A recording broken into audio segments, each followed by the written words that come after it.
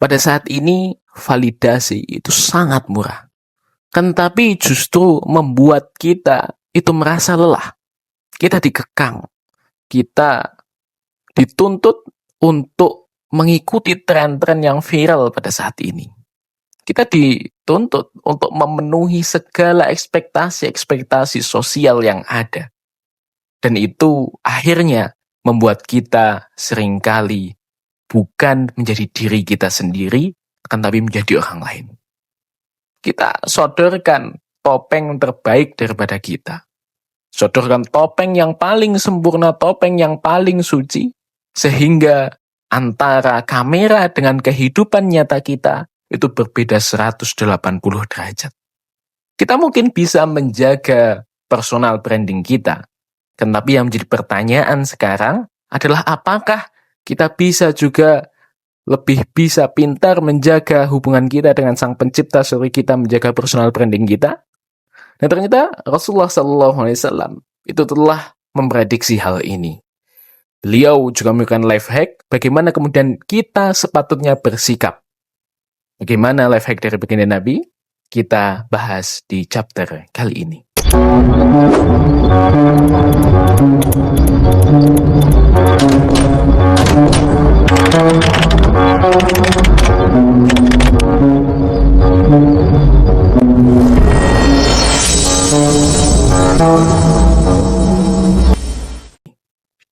Assalamualaikum warahmatullahi wabarakatuh. Saudara-saudaraku, rahimani wa rahimakumullah. Baginda Muhammad SAW dalam sebuah hadis riwayat Tirmidzi nomor 1987 dari Abu Dzar Jundub bin Junadah dan Abdurrahman Mu'ad bin Jabal radhiyallahu anhuma, semoga Allah meridai keduanya. Rasulullah SAW bersabda, "Ittaqillaha haitsu ma kunta." Bertakwalah kepada Allah kalian semua dimanapun kalian berada. Wa asmi sayyi'atal hasanah, dan selalu iringi keburukan dengan kebaikan. Tamhuha, maka niscaya keburukan itu akan terhapus oleh kebaikan. Wa khaliqin nasa bi khuluqin hasan, dan pergaulilah manusia dengan akhlak yang baik. Hadis riwayat At-Tirmidzi. Mungkin hadis terus sedikit masyhur di telinga kita, karena sering kita dengar seminggu sekali mungkin dalam wasiat takwa oleh khatib di khutbah Jumat. Nah, ternyata dalam hadis tersebut itu mengandung pesan yang sangat berarti untuk kita, terutama di zaman modern yang serba canggih pada saat ini. Kita tahu sekarang banyak sekali yang kemudian berbeda antara di media sosial dan di dunia nyata. Banyak yang kemudian rela mati-matian untuk merubah dirinya untuk tampil sempurna, tampil paling suci di media sosial dalam rangka untuk personal brandingnya. Nah, kan tapi kemudian apa kenyataannya? Di lapangan banyak kemudian yang berbeda 180 derajat di dunia nyata. Banyak yang kemudian di media sosial hanya sebagai sebuah pencitraan saja. Hanya sebagai sebuah bau-bauan yang hanya mungkin dapat dinikmati ketika kita membuka handphone saja. Tapi di dunia nyata, wallahu a'lam. Nah, sehingga oleh baginda Muhammad SAW dalam hadis ini, itu kita diberikan tamparan yang begitu kuat. Kritik sosial yang ada, yakni ittaqillaha haitsu ma kunta. Bertakwalah kepada Allah dimanapun kalian berada. Jadi baginda Muhammad SAW secara tersirat mengatakan kepada kita bahwa ketika kita ingin berbuat baik, ingin terlihat sempurna, maka harus kita lakukan dimanapun kita berada. Tak peduli siapapun yang ada. Walaupun kita sendirian, kita harus tetap menjadi manusia yang sempurna, manusia yang baik. Sehingga di dalam hadis ini disebutkan ittaqillaha haitsu ma kunta. Kita dituntut untuk bertakwa kepada Allah dimanapun kita berada. Karena pada hakikatnya Allah Subhanahu wa Ta'ala itu Maha melihat. Dimanapun kita berada, Allah Subhanahu wa Ta'ala melihat kita. Walaupun kita di ujung dunia sekalipun, di sudut dunia sekalipun, Allah Subhanahu wa Ta'ala pasti tahu apa yang kita perbuat. Dan ini menjadi tamparan keras bagi kita, di mana kita pada saat ini mungkin hanya terlihat takwa itu di masjid saja. Terlihat takwa ketika kita berada di tengah lingkungan masyarakat saja. Terlihat takwa ketika ada orang yang melihat kita. Dan itu ternyata tidak dibolehkan oleh baginda Muhammad SAW, tidak dibenarkan oleh baginda Muhammad SAW. Hal itu justru di sini disebutkan ittaqillaha haitsuma kunta.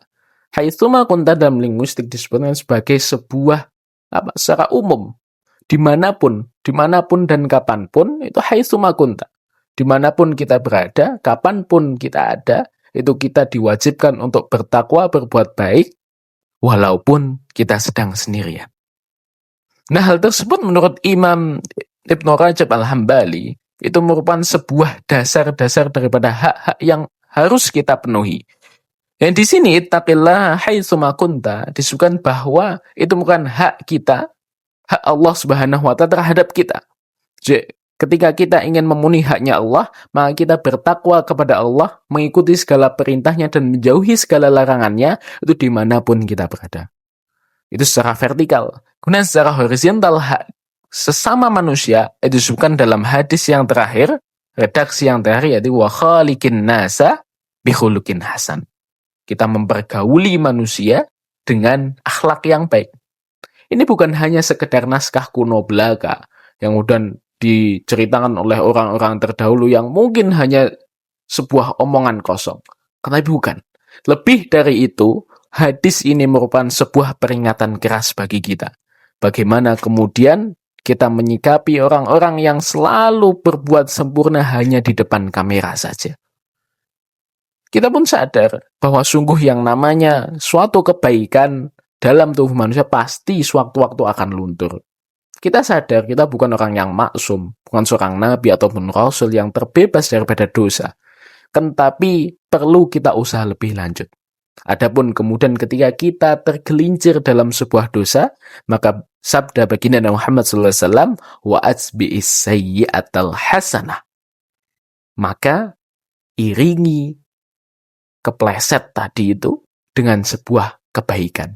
Kita iringi dosa-dosa yang tak sengaja kita lakukan dengan hasanah. Wa atsbi'is sayyi'ah. Melakukan atau mengikuti sebuah kesalahan dengan kebenaran. Jadi ketika kita tak sengaja melakukan sebuah dosa, maka kita ikuti dosa tersebut dengan kebaikan, dengan pahala. Ketika kita tak sengaja melakukan sebuah dosa, maka langsung kemudian kita bertaubat dan iringi hal tersebut dengan amal baik kita. Sehingga sabda baginda Muhammad SAW, tamhuha. Maka dosa-dosa yang baru kita perbuat tersebut, insya Allah oleh Allah Subhanahu wa Ta'ala akan dihapus. Dosa tersebut akan terhapuskan oleh al-hasanah atau kebaikan yang kita ikutkan. Sehingga di dalam hadis ini kita diperintahkan oleh baginda Nabi Muhammad SAW untuk selalu berbuat baik dimanapun. Karena pada hakikatnya dunia tempat kita ini singgah itu hanya panggung sandiwara. Yang skor akhirnya itu ditentukan besok di akhirat. Jangan sampai kemudian kita dapat standing applause dari jutaan manusia. Tapi hanya setakat di dunia saja. Tapi ketika di hadapan Allah Subhanahu wa Ta'ala, kita justru jadi penonton yang merugi. Tidak punya apa-apa. Tidak punya tabungan amal. Kita itu berharga. Jadi jangan kemudian kita menjadikan diri kita murah dengan lumuran dosa. Wallahu a'lam bishawab. Assalamualaikum warahmatullahi wabarakatuh.